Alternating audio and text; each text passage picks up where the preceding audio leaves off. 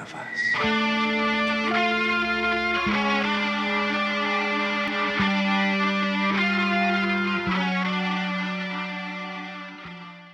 And welcome to FusionPit Presents. I'm Alec, and this is the second installment in our top 10 videos. Stay tuned. Kicking off this video is Back to the Roots, and this section really talks about the albums that were released before FusionPit Presents was a thing. Hope you enjoy. Starting at number 10 is a country artist, and country usually isn't my thing. But this country artist definitely has a unique voice, and he has the talent, and he even has some variety. And you hear that in, these love ballads, these breakup songs, and even some more outlaw bar fights, getting drunk type of songs, having good time. Adrian Taylor, The Long Road Home. Now, the only reason this album isn't higher on my list is it does kind of feel one-dimensional at times, because this album does mainly consist of those love ballads and the breakup songs. There's only about a handful of songs that don't touch on that subject.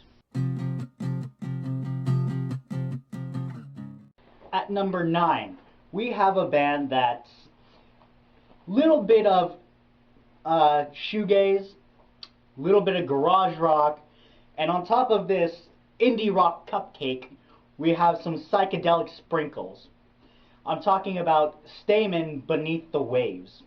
Now, these instrumentals feel very vintage, and the reverb-soaked vocals definitely sound like they're coming from underwater, hence the name Beneath the Waves. Even having some personal lyrics off the song Crash at the Moment. At number 8, this is a punk band, and they're really my introduction to the whole Xerox crew and honestly the entire punk scene around here. I'm talking about Living or Existing by Outside Looking In. And this EP, this record, it's vicious. And I really think that this high energy, no BS style of playing and performance is almost pretty dangerous, pretty scary. At number 7, we have the Sicko self-titled, and I would classify this punk band as probably one of the heavier punk bands in the area, to be honest with you, with the almost violent, manic, free-flowing guitars and these almost claustrophobic drums. It's definitely got a lot of power and aggression behind it, and this lo-fi quality of recording definitely matches this style. I remember all the times we... Coming in at number 6 is a docked out nu metal, groove metal band, Seven, with their self-titled. And this band, with their very bassy riffs, very prominent bass guitar, and the almost Korn-esque style in their music, they focus a lot more on this dark, morbid atmosphere than they do heavy, fast, and aggressive playing. And I think that plays in their favor because we end up with a very creepy album. Coming in at the halfway point, we have number 5, this sludge metal band, doom metal band, Armed for Apocalypse, The Road Will End. Now, this band offers a great blend of these very slow, tension-building, sludgy moments where everything is just starting.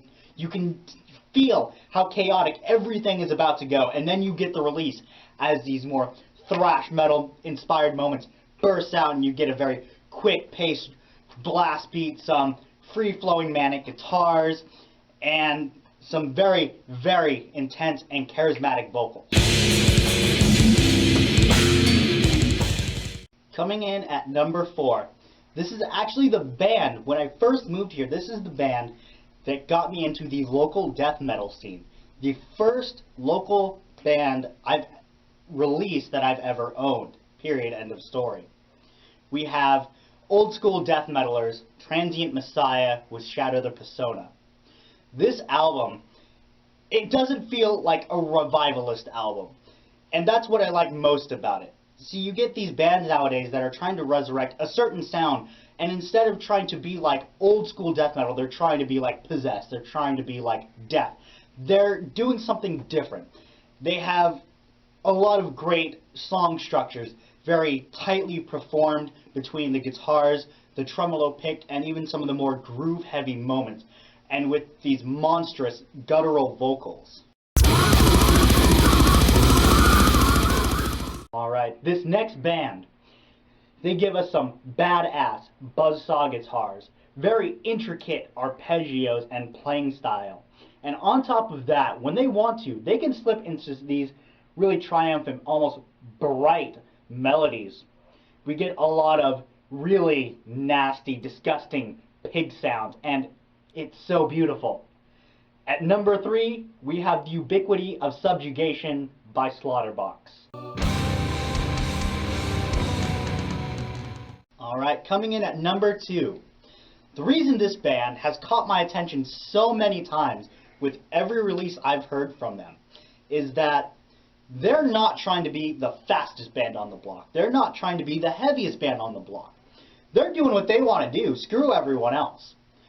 They're releasing death metal that has very dark ambience to it. In the lead guitars, they have some very sinister melodies. They're not just, it's not an outright onslaught. You're getting very structured moments in the song where it can slip from very groove-heavy rhythms to this very eerie, very sinister guitar passage.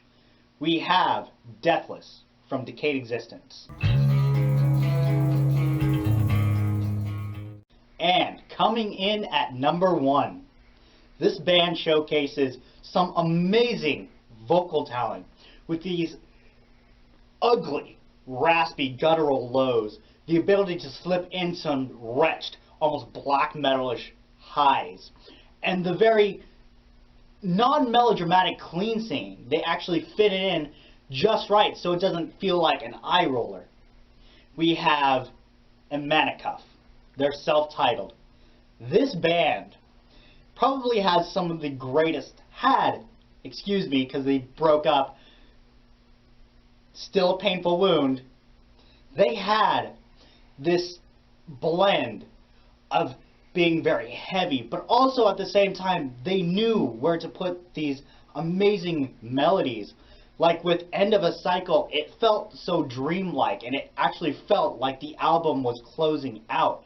And even in the song Owning Our Shadows, that cleanly sung portion toward the middle of that song where everything kind of melts away, this album was fantastically written. The songs were amazing, and the production quality was crisp and clear.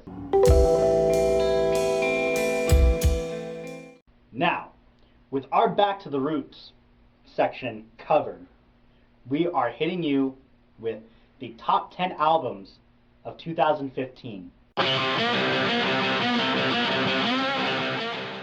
Coming in at number 10 on this list, we have a hard rock band that, in my opinion, has one of the most distinct vocalists coming out from the Sacramento area. And not only are there is this song very catchy, it manages to be so without sacrificing its rock roots, and even has a lot of sharp edge to it. They even managed to work in a trumpet, or a trombone, I believe it is. This song is Poverty Ridge by the Ghost Town Rebellion. Coming in at number 9, we have Dysphoric by Sicko. Now, we failed to review this EP when it first came out, and I was kicking myself over it because Sicko is one of my favorite punk bands in this area. Now, the only reason this very in-your-face EP is not higher on my list is the fact that it's so short. It left me wanting more. Coming in at number 8, we have an EP that features probably my 2 favorite songs from this band. We have Santa Carla by Criminal Wave with their songs 122 Hours of Fear and the title track Santa Carla. These 2 songs are the biggest highlights on this EP. They're very dark.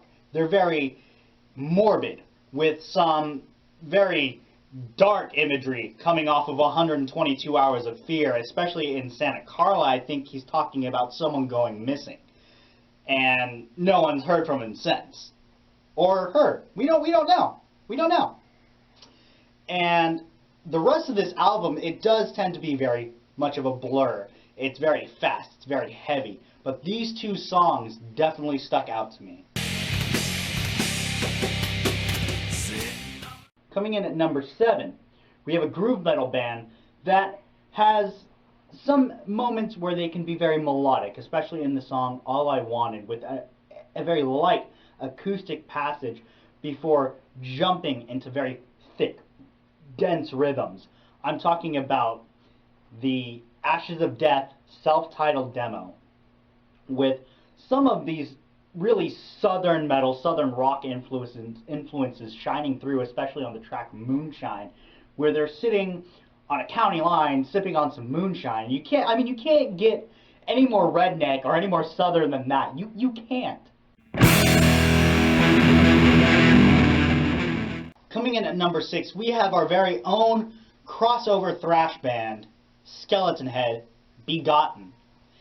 This album, it's raw, it's abrasive, and the vocals aren't so much screamed as they are shouting at the top of their lungs. It sounds like this vocalist is going to lose his vocal cords. It's pretty scary here, okay? They have a great sense of songwriting, and when they want to be, the instrumentals can be very tight, and they can sync up into these very almost mosh-friendly riffs. Coming in at number 5, we have a split, and both of these bands are harsh. Their songs are short-lived, they are abrasive, and they are heavy as hell. However, I do feel that Gorilla Monsoon does kind of balance the equation out with having some more melodic moments within their songs. But my favorite end of this split, honestly, has to be Vex, because they are probably my second favorite punk band.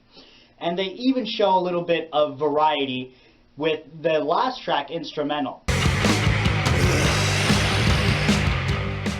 Coming in at number 4, this has to be my favorite punk album of the year. And I tried not to include the same band on this list twice. I really did. But this is an album that I kept going back to, because not only does it feature 2 of my favorite songs from this band, but it showcases this level of aggression and ferocity they can play at while still maintaining this sense of harmony, this sense of melody. Not only that, but these songs feel much more fleshed out than some of their previous work. I'm talking about Criminal Wave, Rural Savages. We're hitting our top 3 now.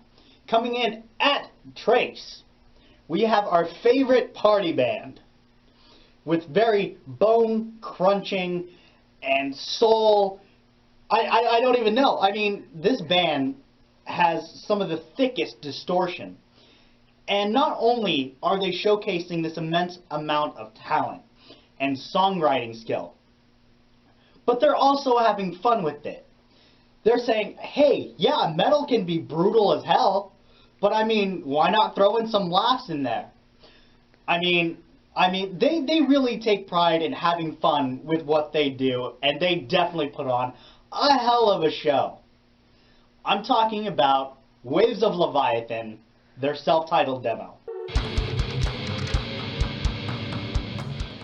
At number 2, we have one of the most unique death metal bands. This band can take elements from the sounds of Meshuggah and Testament, some old school thrash metal, and throw in some mid-paced, thick, heavy, dense distortion with these bone-crushing, off-kilter grooves and rhythms. Not only that, but they're offering up these very psychedelic-inspired leads that are weaved throughout the structures of these songs. I'm talking about Burning Hash's self-titled album. Coming in at number 1 on this list, this band has probably been my favorite act of this entire area. And they specialize in a type of death metal that's very dark in atmosphere. And I don't mean it's fast, it's brutal. They focus on these mid-paced, really thick, dense rhythms and grooves, while the lead guitar is offering up these very eerie passages over the top of everything else. And the issue with this is some of their older work, the production quality is so muddy that it's hard to make out what the song is doing below the surface. And with this 2015 release, I feel like they have the production quality on spot. It's not too raw that I can't hear what they're really trying to do, but it's not so overly produced that it loses its humanistic characteristics. I'm talking about The Blessed Graves by Decayed Existence. Alright, I'm Alec. This has been FusionPit Presents Top 10. You guys are awesome. Stay metal.